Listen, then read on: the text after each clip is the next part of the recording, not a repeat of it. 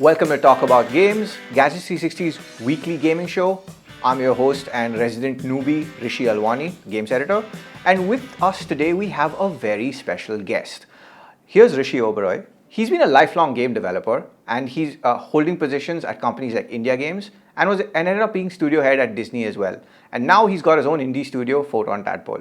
But before we get into what Hrishi does and what cool stuff he's working on, we're going to be talking about the state of game development in India. We're going to be talking about Nintendo's interest in India, which might see games like cricket and Teen Patti possibly come to the Nintendo Switch. And we're also going to be talking about what you need to do to get into game development as a career. So Hrishi, before we get into the state of game development in India, why don't you tell us a bit about what you do and what you're doing in game development? I've been in game development for about almost 15 years now. I got out of college, and when I did my college, I actually specialized in computer graphics. So, either games or movies, animation, it was like one of those things. I got out and I came back to India, and the first company that I saw, one of the only companies back there, was India Games.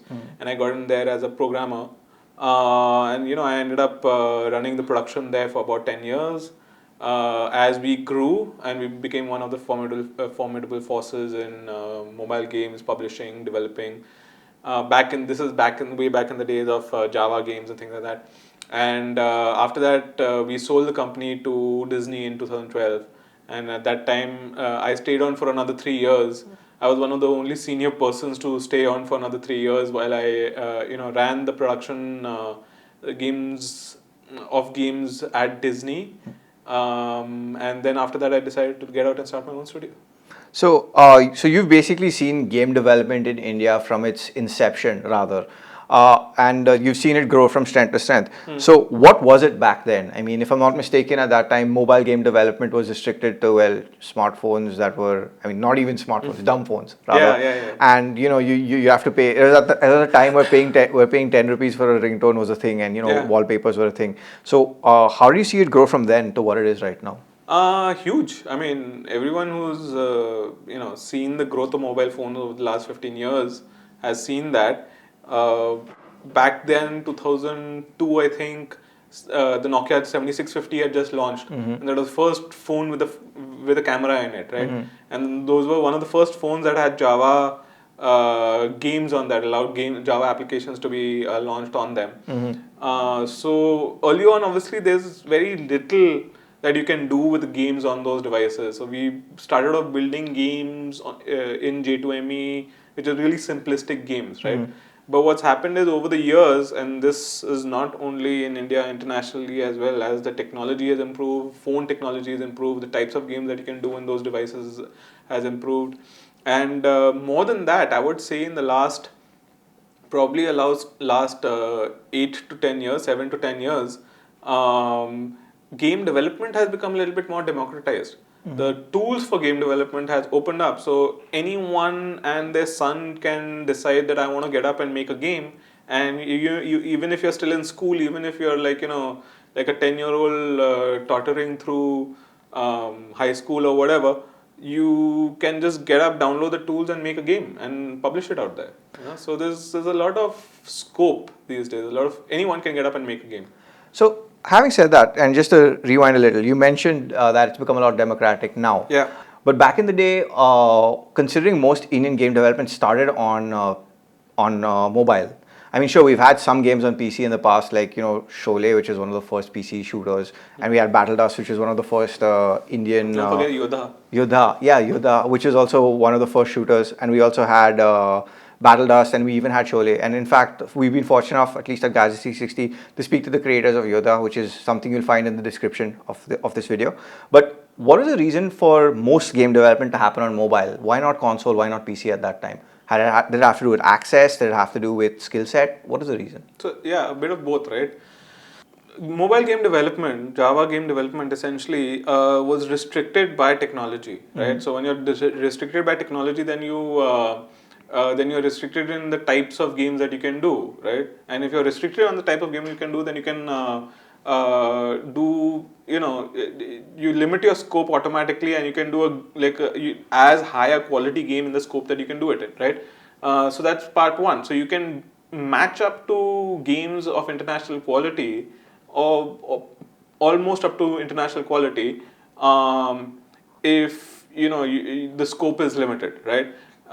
So that was part one. It was easier to do it on mobile as opposed to console, right? So console itself, just like right now, even back then, like the PlayStation 1 and PlayStation 2 era, getting a dev kit was not easy. You had to pitch for it, you had to pay for it, and even then you had to then make a proof of concept, and then you had to have the skill set to make a proof of concept. So there was a huge roadblock. So it's not that there wasn't intention. There was intention. In fact, I've played around. We at India Games, we played around with the PlayStation 1 dev kit. We played around with the PlayStation 2 hack dev kit.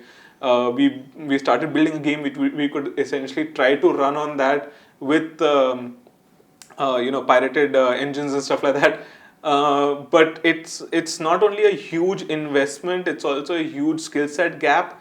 Whereas something like mobile was something that you could easily get into and at least get to the level of what other companies worldwide were also doing, right? Yeah, but now we're also seeing a situation where we're seeing a lot of Indian developers looking to embrace PC and console. Yeah. We're seeing a situation where, while yes, mobiles is still a large chunk of it, we're seeing people who are trying to put their games on Kickstarter. We're seeing one-man teams design really nice roguelikes. Absolutely. We're seeing 15-year-old students trying to make their own action games as well. Yeah. So how do you think this has been made possible? I mean, Again, democratization aside. Exactly right. I mean, this is not new. This is something that's been happening over the last 5-6 years, and we've been in a extremely fortunate position to kind of see this happen over the years, right? Because software is available, hardware is relatively cheap, and publishing, right? So it's not just that software is available and you can make a game, which you could have done back in the day as well, right? For PC at least, right? But it's also that once the game is made, it's so much easier to get it out there, right? Whether it's for PC or it's for mobile or it's for console. Like the indie game and don't forget the ecosystem of indie games over the last 7 to 10 years has really opened up, where you don't only have to have a AAA game or a published CD to actually launch out there, right? You can do a simple game which is like the platform the 15-year-olds are making, you're talking about, which is a pixel art platformer. Yeah. Right? Would it have been accepted as a CD game on the PlayStation 1 or the PlayStation 2 10 years ago? No, it wouldn't have. Exactly. So yeah, and then which actually brings me to the next part, right? While it's become easier for people to make games, how sustainable is it as a game developer? It's not easy. It's not easy. It's a difficult profession to be part of, right? I mean, making money in the game development industry is not an easy process, and that's the false charm, right? And that's true for any entertainment industry, right? There'll be like people out there who are like, oh, I want to get into games, like students and stuff like that. I want to get into games. There's similar people out there who are saying, oh, I want to be a singer, or I want to be an actor, I want to be like, like I want to write books or whatever it is, right? Anything to do with entertainment, the barrier is so much more, right? Is because you're trying to say, oh, the things that you like to consume, that everyone in the world likes to consume, now you want to be, part of the development of that, right? So it's easy to like the competition is so much higher, right? At the same time, there's only a small amount that is actually consumed, that people actually end up paying for, regardless of whether it's on the PC platform or it's on the console platform or it's on the mobile platform, right? Mobile platform, it's much easier to make a game and put it out there. It's 10 times tougher to actually make any money out of it, right? Same with the PC platform, right? We know that people can come up with indie games, putting it up on, like nowadays, of course, getting it up on Steam is also very, very easy. You're not going to make money out of it. In fact, today you'll make less money on Steam than you would have made even 5 years ago, right? If you get a game out there, and it's just because the competition is just so much higher, right? So is that exactly why we see so many cricket and Bollywood games on the Play Store right now? Yeah. Yes. Well, yes. I don't want to say it's a creativity problem, right? It's partly both, and creativity is it's a mixed blessing, right? It's a blessing in disguise, right? The things that you think are the most creative are not necessarily the most sellable, right? And the things that you think that will make the most money are not necessarily the most creative, right? So the Indian mobile audiences, you see Bollywood and cricket and stuff, that's because the majority of India, right, they want more Bollywood and cricket. And it's a low hanging fruit, so to speak, right? Oh, I put cricket out there, I know that I'll get at least 100,000 downloads, right? So, but do they actually get 100,000 downloads? Because you actually get 100,000 downloads, right? Okay. And same with Bollywood. Like if I slap on a Bollywood, well, not every Bollywood movie, but like I put on popular Salman Khan movie or a popular Amir Khan movie, you will get that many downloads, right? Won't sustain, right? You still need a good game to sustain post that. You still need longevity and stuff like that to sustain. But the initial barrier is taken care of, right? That to some part is laziness on developers' part. There's no question about that. But it's also to some part mass demand. You see what I'm saying? So, having said that, however, we're also in a situation where a lot of developers have said in the past that, at least in the last couple of years, that with the advent of Jio, with the advent of cheaper data, they're actually seeing that this is ending up being more profitable than what they had assumed. Is that actually true? Is that actually happening? Do you see that? Do you see the advent of subsidized data, free data, actually changing the way the business model works? Do you see that actually helping developers sustain? Yeah, absolutely. But let's put it this way, right? There has definitely been a huge growth of data usage in the last 1.2 years or whatever. Since the Jio's inception, there's huge amount of consumption growth as well, right? But the question is that like how much are you going to get a benefit out of it? You can only get a multiple benefit if you were getting something in the first place, right? So if you're making 0, right, and now you're making 150 times more, you're still making 150 times 0, right? But if you're making 10 and you're making 150 times more, now you're making 1500, right? Which is the point, right? So there is been growth, but only to people who already finding that they can make money out of it, right? If you're making a little bit, you're only going to get a little bit more. If you're making a lot, then you're going to get a lot more. So for example, I think this is pure speculation, the Teen Patti guys who are already making a lot of money are probably already making a lot more money, right? And games like Ludo King, for example, who's number 1 on the store and probably making money out of ads, right? They're making a lot more money out of ads, right? But people who are like maybe creative and not being able to crack the top 100, like some really cool games which have not been able to do well, or they haven't been able to figure out how to monetize, they might have had a few more downloads, but overall it doesn't monetize. So yeah, if any of you are watching and wondering and hoping that if we're ever going to see the end of Bollywood or Teen Patti or cricket games on the Play Store or the App Store, that's not happening anytime soon. Because as Hrishi said, if you're making money already, you're going to keep making more of it. But then moving on. No, but I just want to interject on that. That doesn't mean that other creative games or different games can't work, right? Because I truly believe that all types of games can work, right? That means that just because the cricket games and Bollywood games are doing well, that doesn't mean the other high quality or different slightly creatively focused games, if you find the right blend, it can still work. So is it then a question of platform, or is it then a question of discoverability, or what do you think is the issue then from solving that glut?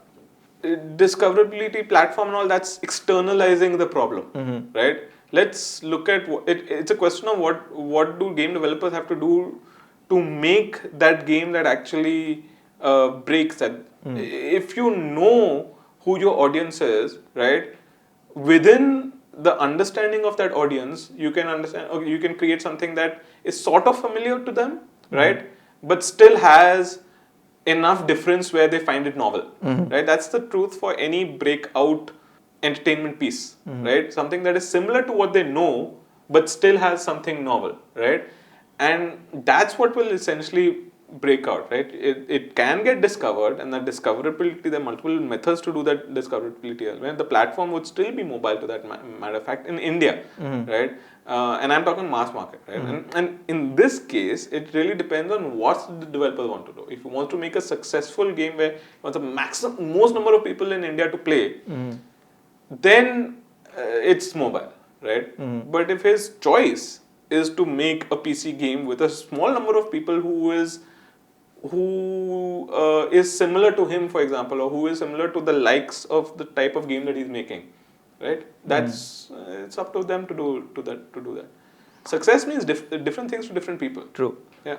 But then on the topic of success and platforms, so Nintendo's come to India, and according to sources who have spoken to Gadgets 360 over the course of the last few months, is that they're in India and they're looking at developers who can make games for the Nintendo Switch.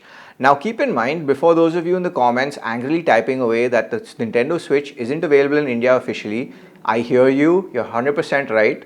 But this is more to do with Nintendo getting more games on the eShop and less about Nintendo bringing the hardware here, because I mean, we're a small market as it is anyway. So you can't blame them from looking at getting content first and then taking the consumer approach later. But so, Nintendo Indian games on the Switch, what's your take on that? Well, I mean, I don't know. I've never, worked with Nintendo, spoken to Nintendo directly myself. But here's my take on it, right? That if I was a platform owner, I would take a look at as many people all over the world to see, especially considering the democratization of development, that who all are creating creative things, right? Something different, something new, something that I've never seen before. Is it possible that someone from a different culture is actually creating something which we would have never thought about, right? We know that Japan is its own, unique area where they come up with crazy things which maybe no one else in the world would be able to come up with. Is it possible that other places in the world also they use their own culture and come up with creative things that can work? I don't think they're looking at specifically content that works for India, right?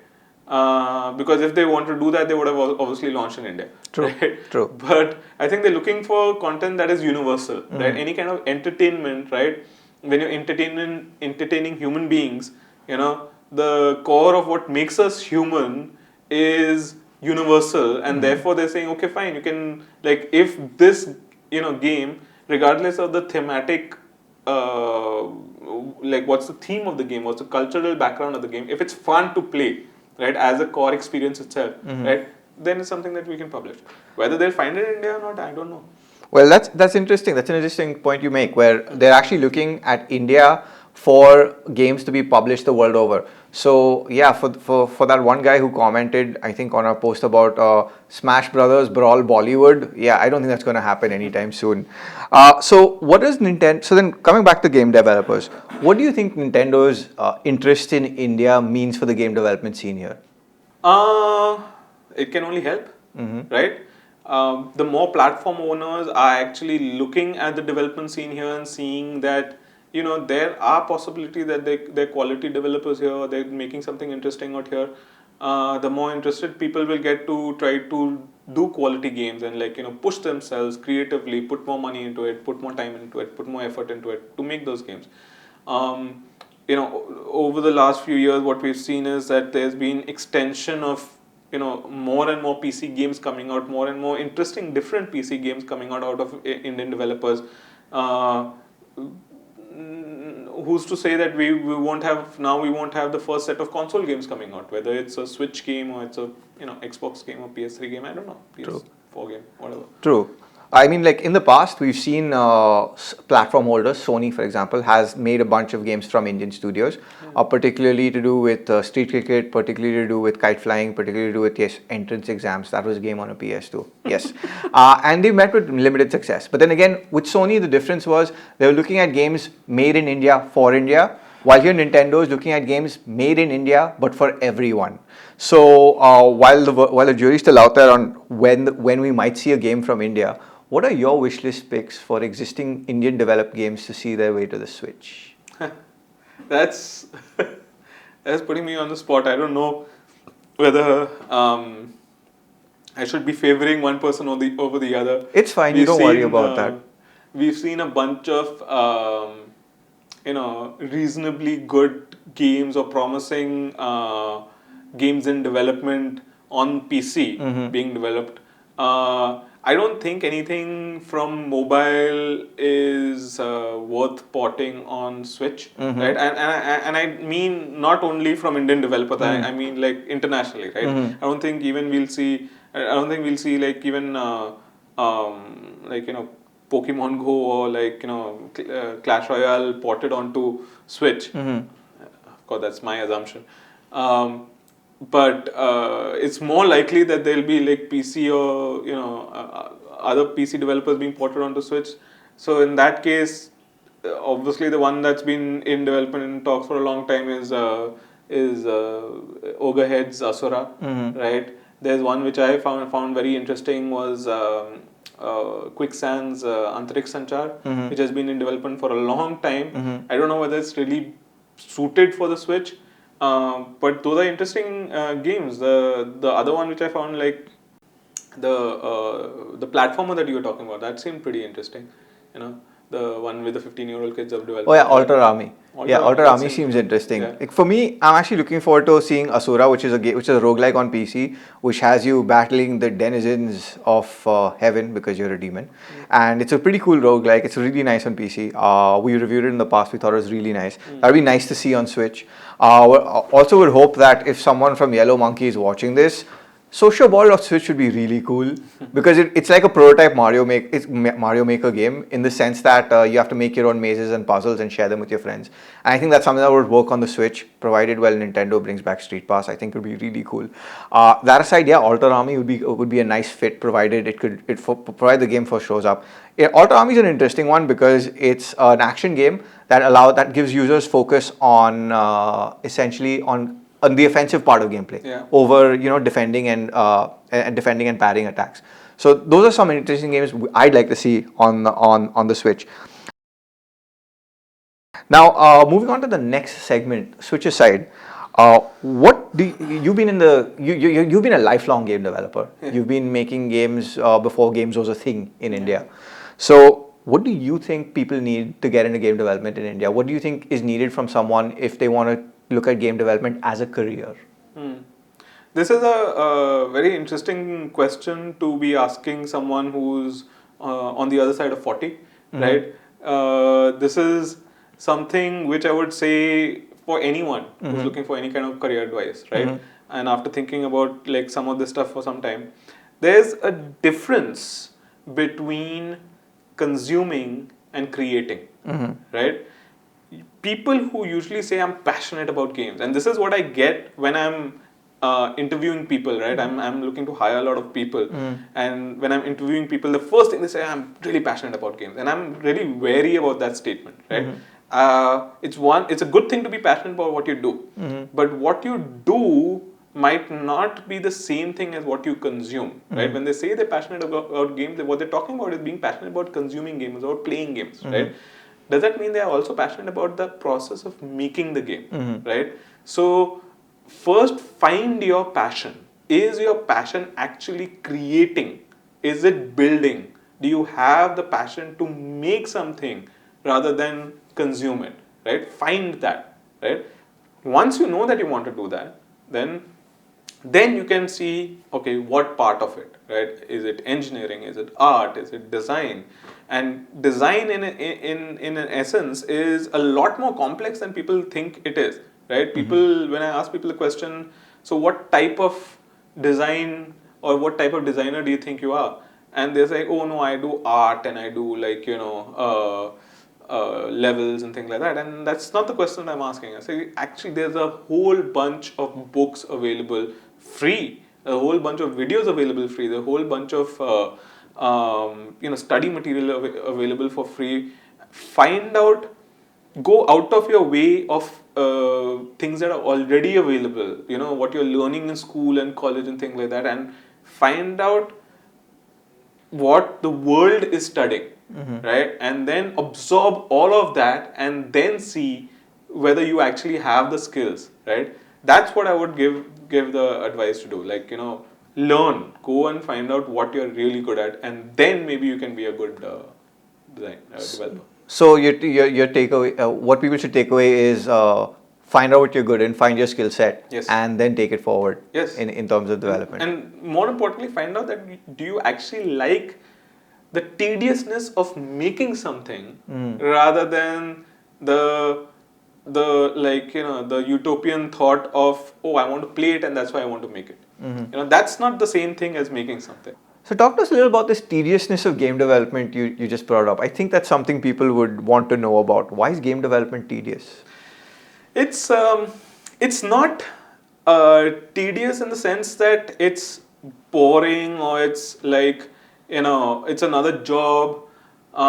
It's tedious in the sense how anything in the world, right? When you're doing it to master it for a really long amount of time, you have to put in a lot of hours and a lot of effort into it. You have to think, right? People don't think about it as like of the work that goes into thinking, right? Most people who don't know anything about game development and with fair expectation, they would think that, oh, I have an idea, so I'll be a great game designer, right? Oh, I'm really good with lots of ideas and things like that, right? But the problem with that is that there's a lot of, practice that goes into finding out whether those are good ideas, whether that works, right? There's a lot of hard work. It's like, even when you set up this studio, just doing a YouTube video itself, it's not just sitting in front of the camera and like you're done. There's a lot of hard work in making that good quality, right? So go out and study other games. Go out and like analyze. Are you observant enough? Are you slashing a lot of your ideas? Are you critical enough? Are you self-confident enough, secure enough to reject your own ideas and take other people's criticism? Can you take those YouTube comments and like not let them bother you, right? And can you like then like evolve it into something like positive and only use that for improvement? Because that's what the tedium of like essentially getting good at anything is. Essentially, it's practice. So finally, we have to ask. Yeah. What are you working on aside from hiring people? Yeah. So it's been a little bit of up and down for us. Currently, we've find ourselves in a really good position. We've been actually creating. So we've been doing services now for the last 5 to 6 months, and we are very happy doing that because the services that we're doing is something that I wanted to do for some time. Which is basically creating kids games, right? So we've been doing kids games for a company that just launched creating kids IPs, and we're doing the games for them, and that's pretty enjoyable from two angles, right? It's a content that excites me because it's kid stuff which you and I might not play, but my daughter plays, so I'm like, that excites me, right? But also from the technology angle, the way we build it is interesting. So that's the stuff so the services part, even though it's not owned by us, it's still something that actually excites me. It's fun if indie developers only find services to do. There's nothing wrong with that, right? It gets bread on the table, and you're still making games, and if that still keeps you happy, that's good, right? But on the flip side, we are also developing for ourselves. We are developing content, and actually we'll start now. We had taken a pause while we had started the services. We'll start again now, which is content for the Indian market, right? Original content for the Indian market. We already have. We've announced one character, and we did one prototype of a game which we haven't launched yet called Bollywood Fighter.